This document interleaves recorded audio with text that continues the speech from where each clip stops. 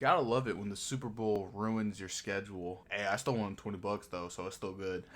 So we start off from last chapter with Kaname and Koshiro talking to themselves, and they have 3 more levels to go till they can save China.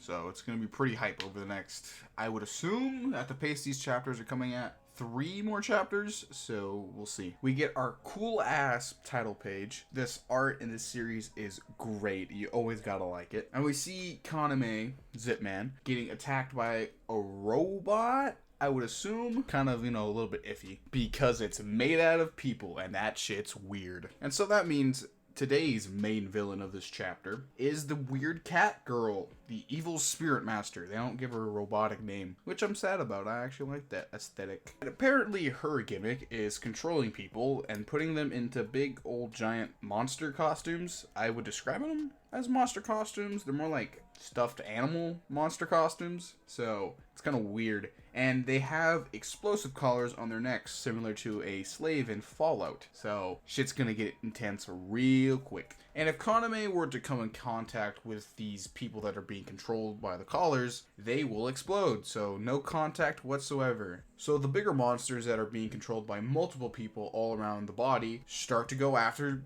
Zipman, and it's not gonna look good for him at all. Zipman starts to get hit every which way, not being able to defend himself properly. So damn, you hate to see it, man. They just built different. And so the evil spirit master gives him 2 choices. Those choices being A, kill everybody wearing a suit, or 2, give up on saving the princess. We finally get into the chapter's best part, the fight. And oh my god, I love it. It's great. Plus the art style combined with it is just amazing. So the spirit master is basically explaining to Zipman, you only have 2 choices. Choose, because you're not making this a heroic effort after this. Like, I've won, it's the end game, it's over. But this is a shonen story, and that's not at all how it's gonna roll. So when you turn the page to page 15, it is gorgeous. We just see Kaname yeeting lances. I'm gonna guess they're lances. They look lance in shape at the evil spirit lady chick. And my first question is, where did the lances come from? Second off, Jesus Christ, he looks badass as hell. My man has drip. You can't argue that. And what I really enjoy about this page is it kind of shows that Kaname as Zipman is taking the role very seriously as a hero, because he's like, I have to find a way to beat you and save these people at the same time.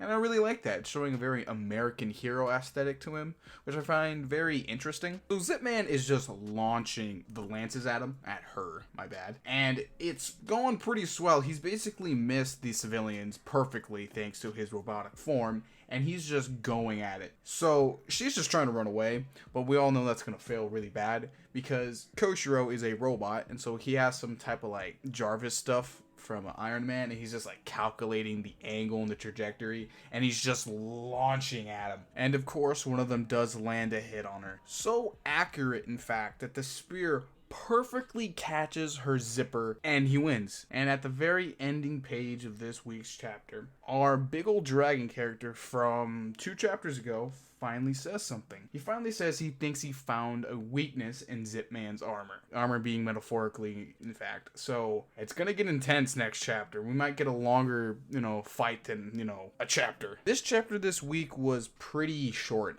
It was basically just, hey, I'm the villain and I'm the hero. I'm just gonna win anyways. That was basically the chapter summarized in a small bit. It was visually impressive, I'll give you that.